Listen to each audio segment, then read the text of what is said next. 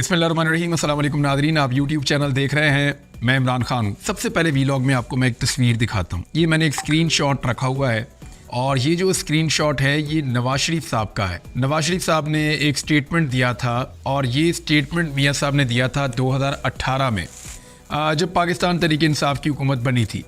अब ये स्टेटमेंट मियाँ साहब ने जब दिया 2018 में, तो मियाँ साहब के दिमाग में भी नहीं होगा कि ये मियाँ साहब पे ही इतना सादिक आ जाएगा। जियो न्यूज़ उर्दू ने इसको छापा था। ये आपके सामने इसकी तस्वीर आ गई है और जियो न्यूज़ उर्दू ने इसको छापा 28/5/2018 को। और अन्ना वंडे रेड़ियाँ मुड़ अपने आनू, ये एक पंजाबी की मिसाल है कि अंधा जब भी रेवड़ियाँ बांटता है तो बार बार अपनों को ही देता है। यानी ये बड़ा सियाना होता है, अंधा देता अपने लोगों को है, बाहर नहीं बांटता। तो ये मिसाल उस वक्त दी जाती है जब कोई आदमी, जब भी कोई चीज़ बांटने की बारी आती है या कोई चीज़ देने की बारी आती है, तो कोशिश करता है कि सब कुछ उसके अपने घर में रह जाए और कोशिश करता है वो सब कुछ उसके अपने लोगों को मिल जाए। वो बाहर किसी की परवाह नहीं करता। इसको कहते हैं खुदगर्जी। यानी ये मिसाल तब दी जाती है जब कोई शख्स खुदगर्ज हो जाता है। तो मियाँ साहब की ये मेरे सामने स्क्रीनशॉट आया, जियो के ऊपर उनका ये बयान चला था 2018 में। तो ये मेरे सामने आया तो मैं आपको एक और ख़बर पढ़ के सुनाता हूँ। ज़रा ये देखिए और फिर देखिए मियाँ साहब ने कितनी प्यारी बात की है। ये मरियम औरंगज़ेब साहिबा का एक स्टेटमेंट है जो उन्होंने अभी जारी किया अपनी पार्टी की तर्जुमान की हैसियत से। लिखती हैं कि पाकिस्तान मुस्लिम लीग नून के कायद जनाब मोहम्मद नवाज शरीफ ने वज़ीर आज़म इस्लामी जमहूरिया पाकिस्तान के ओहदे के लिए जनाब मोहम्मद शहबाज शरीफ को नामजद कर दिया है। शहबाज शरीफ कौन है? नवाज शरीफ का छोटा भाई, यानी नवाज शरीफ का अपना। जबकि वज़ीर आला पंजाब के ओहदे के लिए मोहतरमा मरियम नवाज शरीफ को नामजद कर दिया है। मरियम नवाज शरीफ कौन है? नवाज शरीफ की अपनी बेटी। जनाब मोहम्मद नवाज शरीफ ने पाकिस्तान के अवाम और सियासी ताउन फराहम करने वाली तमाम सियासी जमातों और उनके कायदीन का शुक्रिया अदा करते हुए अपने इस पुख्ता यकीन का इजहार किया है कि इन फैसलों के नतीजे में पाकिस्तान माशी खतरात, अवाम महंगाई से निजात पाएंगे। शहबाज शरीफ साहब ने इसके ऊपर रिस्पॉन्ड भी किया, जरा उनका भी रिस्पॉन्ड सुन लेते हैं। यानी जब शहबाज शरीफ साहब को नॉमिनेट किया गया तो पीपल्स पार्टी ने उनको सपोर्ट का ऐलान किया। वो जो सपोर्ट है, ये एक तस्वीर भी मैं आपको दिखाऊंगा अभी, लेकिन पहले मियाँ साहब की ट्वीट का तो मजा ले लें आप, जो जियो वाली है। यानी मियाँ साहब ने जो भी चपेट मारी है ना आज तक, वो वापस मियाँ साहब के अपने गाल पर आके लगी है। मैं तो ये देख रहा हूँ, जब भी मियाँ साहब ने किसी के लिए गड्ढा खोदा है ना, मियाँ साहब अल्लाह के हुक्म से खुद जाके उसमें हमेशा गिरे हैं। बदनीयती की ये सजा होती है। यानी मियाँ नवाज शरीफ को आप देखें कि अन्ना वंडे रेवड़ियाँ मुड़ अपने आनू, कि अंधा जब भी बांटता है सिर्फ अपनों में बांटता है। तो वो अंधा कौन है? मेरा छोटा भाई है, वो वज़ीर आज़म पाकिस्तान होगा। मेरी बेटी है, वो वज़ीर आला पंजाब होगी। इससे पहले मेरा भतीजा है, वो वज़ीर आला पंजाब होगा। उससे पहले मेरा भाई है, वो वज़ीर आज़म पाकिस्तान होगा। उससे पहले वज़ीर आज़म तो 3 मरतबा मैं खुद हूँ। उससे पहले वज़ीर आला तो वो भी मैं खुद हूँ। और जब भी मैं वज़ीर आज़म हूँ, नीचे वज़ीर आला कौन होगा? जी मेरा भाई होगा। उससे पहले इसहाक डार, यानी वज़ीर ख़जाना जी मेरा समधी होगा इसहाक डार। जी फलां वज़ारत जी वो मेरा रिश्तेदार है, आबिद शेरली, उसको देनी है। वो फलां वज़ारत जी वो बिलाल यासीन मेरा रिश्तेदार है, उसको देनी है।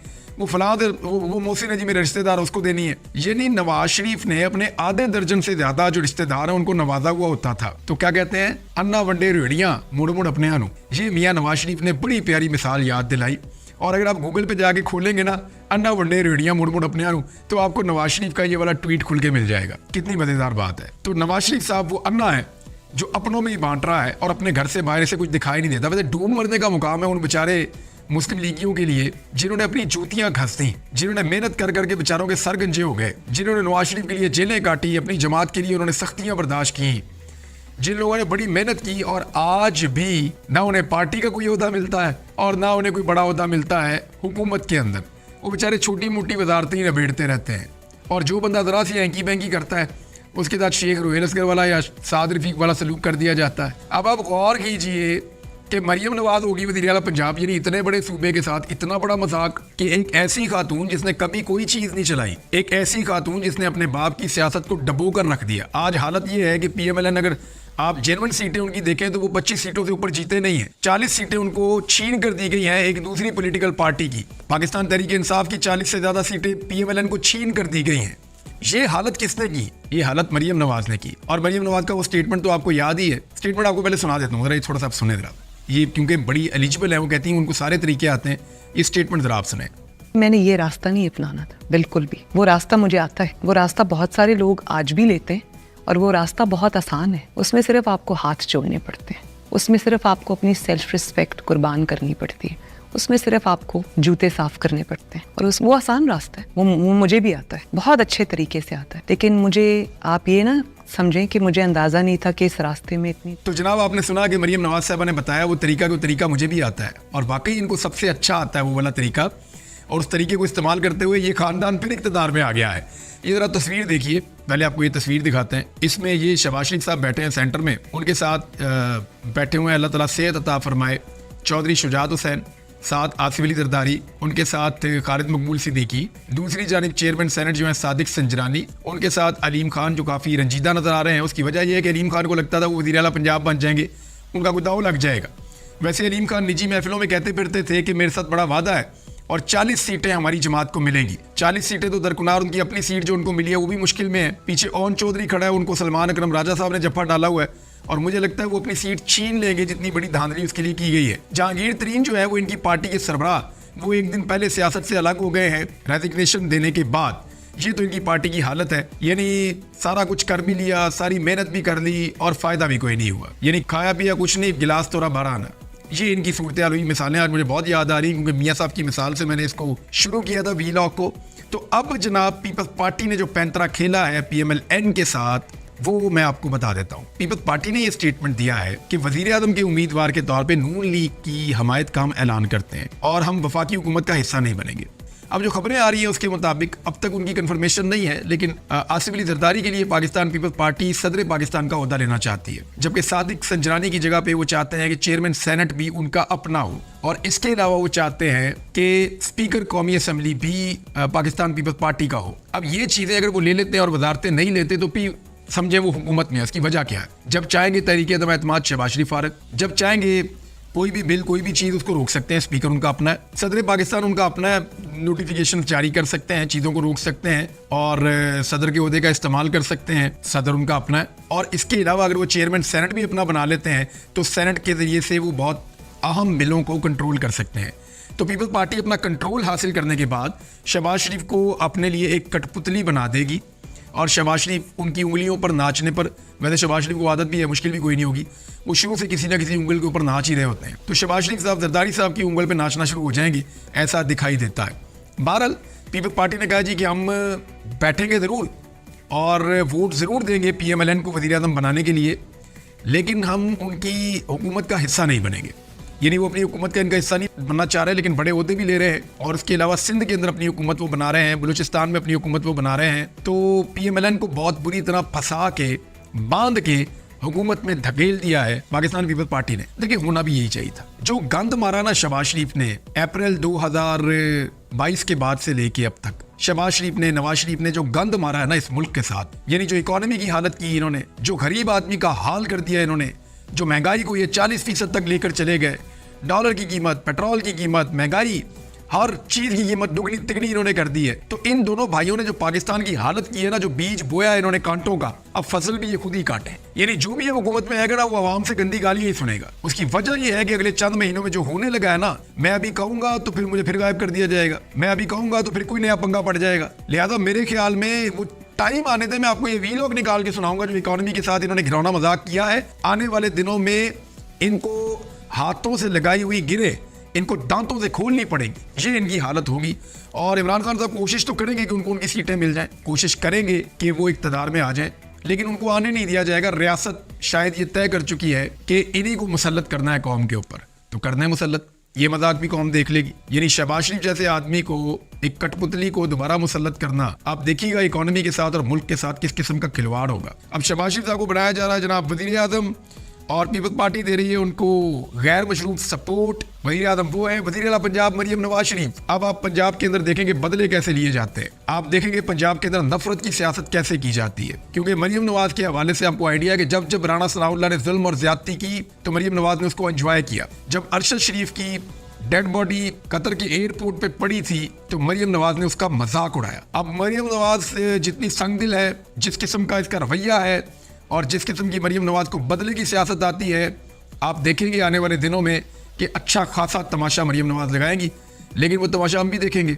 और जितना तमाशा देखने वाले वो देखेंगे। मेरे ख्याल में अगर ये कर ही दिया है और रियासत ने फैसला कर लिया है कि मरीम नवाज को पंजाब के सबसे बड़े सूबे के ऊपर मुसल्लत करना है, तो मेरे ख्याल में इमरान खान साहब को भी ये तमाशा पूरा कर देना चाहिए। उन्हें चाहिए कि जेल में बैठी हुई सनम जावेद को मखसूस नशिस्त पर MPA बनाएं और उन्हें मरीम नवाज का अपोजिशन लीडर मुकर्रर करें, ताकि मरीम नवाज को भी मजा आए कि अपोजिशन होती कैसी है। मेरे ख्याल में उससे ज़्यादा टफ टाइम शायद कोई ना दे पाए। अगर किसी मर्द को बनाएंगे तो उसको बहुत चीज़ों का लिहाज करना पड़ेगा, लेकिन अगर सनम जावेद को बनाएंगे तो जिन हालात से गुजर कर वो आ रही है और जो चीज़ें उन्होंने देखी हैं और जिस किस्म का उनका एक स्ट्रॉन्ग मौक़िफ़ है, तो सनम जावेद ये कर सकती है कि मरीम नवाज को बहुत टफ टाइम दे असेंबली के अंदर। तो इमरान खान साहब को ये मशवरा मेरी तरफ से तो यही है कि सनम जावेद को जो है वो बना दे और फिर देखें मरीम नवाज का तमाशा, और फिर आप देखें कि जो मरीम नवाज करेगी उसको उसका डबल जवाब वहाँ से मिल सकता है। ये सारा जो पाकिस्तान में आज एक क्यास है ना, धांधली के बाद आलमी मीडिया को नज़र आ रही है पाकिस्तान में धांधली हो रही है और बहुत टकाकर हुई है, बहुत टकाकर धांधली हुई पाकिस्तान में, आलमी मीडिया को नज़र आ रहा है। अमेरिका का स्टेटमेंट आ गया, ये आप देख लें। हालांकि अमेरिका का पाकिस्तान के अंदर इतना इंटरेस्ट होना नहीं चाहिए, लेकिन धांधली इतनी ज़्यादा हुई है कि वो बेचारे अब कह रहे हैं, ये मैं आपको स्टेटमेंट उनका दे देता हूँ। अमरीकी महकमा खारजा के तर्जुमान मैथ्यू मिलर ने मीडिया ब्रीफिंग में कहा कि इंतखाबात में धांधली के दावों की तहकीकात के लिए पाकिस्तान का कानूनी निज़ाम पहला और दुरुस्त कदम होगा। यही इकदाम करना चाहते हैं और अगर ज़रूरत पड़े तो मज़ीद तहकीकात होनी चाहिए। तर्जुमान का कहना था, इलेक्शन में धांधली के दावों की मुकम्मल तहकीकात देखना चाहते हैं और इसका जायज़ा लेते रहेंगे। इस हुकूमत के साथ मिलकर काम करेंगे जिसे पाकिस्तानी अवाम ने मुंतखब किया है। अवाम ने जिसे मुंतखब किया वो तो पता नहीं कहाँ चले गए, और जिनको अवाम ने रिजेक्ट किया उनको ज़बरदस्ती जितवाया गया। उन्होंने कहा बेज़ाब्तियों की तहकीकात देखना चाहते हैं, ताहम हम जमहूरी अमल का एहतराम करते हैं, कानून की हुक्मरानी, आइन का एहतराम, आज़ादी सहाफ़त, मुतहर्रिक सिविल सोसाइटी के एहतराम पर जोर देते हैं। आज़ादी सहाफ़त यहाँ तक है कि आरिफ हमीद भट्टी साहब का प्रोग्राम भी वो 2 दिन से नज़र नहीं आ रहे, और आज मेरी उनसे मुलाकात हुई है, वो काफ़ी परेशान और घबराए हुए थे और वो कुछ थ्रेट्स महसूस कर रहे थे, और मैंने उनसे बात की तो वो काफ़ी परेशान थे। वैसे वो डटने वाले आदमी हैं और पीछे हटने वाले आदमी नहीं हैं, लेकिन फिर भी आरिफ हमीद भट्टी साहब मुश्किल में दिखाई दिए मुझे आज। अमरीकी महकमा खारजा के तर्जुमान का मजीद कहना था कि इंतखाबात से मुताल्लिक पुरतशद्दुद वाक़यात, इंटरनेट और मोबाइल सर्विस पर पाबंदियों की मज़म्मत करते हैं। इन इक़दामात ने इंतखाबी अमल को मुतासिर किया है। अब जनाब ये बात की है अमेरिका ने, ये अमेरिकन स्टेटमेंट है।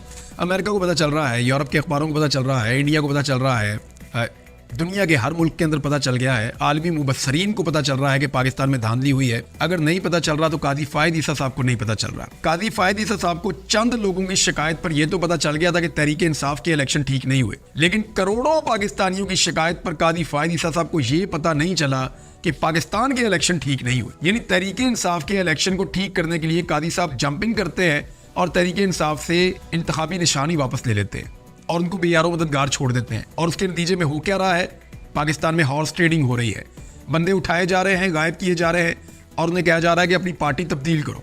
ये हो रहा है उसके नतीजे में। दूसरी जानिब जब पाकिस्तान के करोड़ों वोटर ये कहते हैं कि उनका हक छीन लिया गया है और पाकिस्तान के जनरल इलेक्शन के अंदर बदतरीन धांधली हुई है, फॉर्म 45 के मुताबिक फॉर्म 47 जारी नहीं किए जा रहे और धांधली करके गलत लोगों को जिताया जा रहा है, तो कादी साहब को कोई फिक्र ही नहीं है। एक पार्टी कैसे चलनी है इसकी फिक्र पाकिस्तान के चीफ जस्टिस को बहुत ज्यादा है, लेकिन एक मुल्क कैसे चलना है इसकी फिक्र उनको नहीं है। यानी मेरा एनालिसिस तो ये है कि कादी फायद ईसा ने जितनी दिलचस्पी दिखाई है मुअज़्ज़िज़ चीफ जस्टिस साहब ने पाकिस्तान तहरीक इंसाफ के अंदरूनी इंतखाबात के अंदर, उससे आधी भी वो अगर दिखा दें पाकिस्तान के इंतखाबात के अंदर कि जहां पे धांधली नहीं धांधला हो गया है, तो मेरे ख्याल में ये सारा केओस, ये सारा तज़ब्ज़ुब, ये सारी बेचैनी और ये सारा बुहरान ख़त्म हो सकता है। लेकिन कादी फायद ईसा साहब की यहाँ पे दिलचस्पी नहीं है। उनकी दिलचस्पी सिर्फ इसमें थी कि इमरान खान साहब की पार्टी में इलेक्शन ठीक हुए या नहीं हुए। मुल्क के इलेक्शन ठीक होते हैं, हो नहीं होते ना हो। इमरान खान साहब का एक ताज़ा स्टेटमेंट आया है, वो भी मैं आपके सामने रख देता हूँ। इमरान खान साहब ने अपनी फैमिली के जरिए से एक स्टेटमेंट दिया है और जेल से एक पैगाम भिजवाया है। पाकिस्तान तहरीक इंसाफ को बिल्कुल वाज़ेह और दो टोक अंदाज में 2/3 अक्सरियत सौंपने पर मैं पाकिस्तान के अवाम का शुक्रिया अदा करना चाहता हूँ। अवाम का कसीर तादाद में इंतखाबी अमल में शिरकत के लिए निकलना नहायत हौसला अफजा था। अवाम ने जिस तरह खवातीन और बच्चों समेत अपने अहले खाना के हमरा निकल कर अपने वोट का हक इस्तेमाल किया है, इससे सही मानों में जमहूरियत की रूह जिंदा हुई है। इस पूरे मरहले के दौरान हर किस्म की सूरत हाल से निमटने के लिए जिस मेहनत और जांफशानी से हमारे सोशल मीडिया ने काम किया है, इसकी मैं बतौर खास तहसीन करना चाहता हूँ। मैं मुजामत की सकत और सलाहियत से लेस इन पोलिंग एजेंट्स की खिदमात को भी सराहता हूँ जिन्होंने धौंस और धमकियों के नारवा सिलसिले के बावजूद डट कर अपने फ़राइज़ सर अंजाम दिए और फार्म 45 का हुसूल यकीनी बनाया। चूंकि पाकिस्तान के अवाम नहायत वाज़े और दो टोक अंदाज में अपना फैसला सुना चुके हैं, चुनाचा अब पाकिस्तान को शफाफ इंतखाबात और जमहूरियत की अशद जरूरत है। अवाम के मैंडेट पर डाका डालकर हुकूमतों में घुस बैठने वालों को मैं खबरदार करता हूँ कि इस मिस एडवेंचर से गुरेज करें। अवाम के वोट पर दिन दहाड़े ऐसे डाके से शहरियों की तौहीन ही नहीं होगी, बल्कि मुल्क की मईशत तबाही के गड़े में मजीद गहराइयों में जा पड़ेगी। पाकिस्तान तहरीक इंसाफ अवाम की मंशा पर किसी तौर समझौता नहीं करेगी और मैंने अपनी जमात को वादे तौर पर हदायत दी है कि पीपल्स पार्टी, पाकिस्तान मुस्लिम लीग नवाज और मुत्तहदा कौमी मूवमेंट समेत किसी भी ऐसी जमात से मामला साजी मुमकिन नहीं जिसके दामन पर अवाम का मैंडेट चुराने के दाग हों। फजलुर रहमान भी उन्हीं में से एक है। मेरे ख्याल में ये वो पॉलिटिकल पार्टीज हैं जिनसे इमरान खान साहब बात नहीं करना चाहेंगे।